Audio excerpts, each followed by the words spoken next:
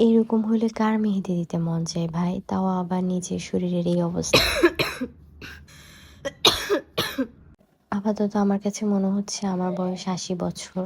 আমি হঠাৎ দেখতেছিলাম যে রমজান উপলক্ষে সবাই কি সুন্দর করে হাতে মেহেদি পরছিল, হাতে চাঁদ আঁকছিল, তারপর পোস্ট করছে। কিন্তু আমি এবার অসুস্থ থাকায় কোনো ডিজাইনই করি নাই, কিছুই করি নাই, কোনো পোস্টই দিই নাই। আরও ভালো কন্টেন্ট বানাইতে পারতাম রমজান উপলক্ষে, কিন্তু কিছু করা হয় নাই। পেজের রিচ আরও ডাউন হয়ে গেছে উল্টা।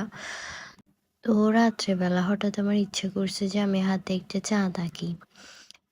কিন্তু আমার ইদানিং কি হইছে, আমার মেহেদি পড়তে ইচ্ছে করে না হাতে, মানে হাতে মেহেদির কালার হবে এই জিনিসটা ভালো লাগতেছে না আমার। এই যে আমার হাত ধবধবে সাদা হয়ে আছে, এটা কেউ কেউ কি আমি নিজেই কখন দেখছি আমার হাতের কোন ধবধবে সাদা, আমি ভুলে গেছি। মানে ইদানিং আমি বাধ্য না হলে মেহেদি পড়ি না আর কি।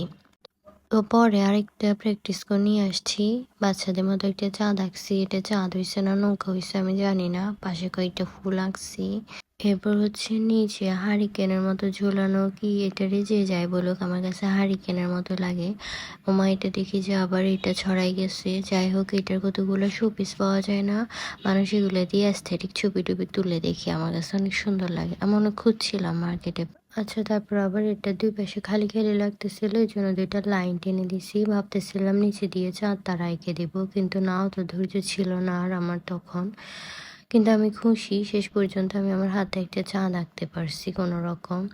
তারপর আমার সুরতের হাতের লেখা দিয়ে রমাদান মোবারক লিখছি, মানে যে হাতের লেখার জন্য একটা সময় আমি বিখ্যাত ছিলাম। শেষে একটু ভিডিও করছিলাম ওমা, তাও ফিল্টার দিতে ভুলে গেছি। ছি।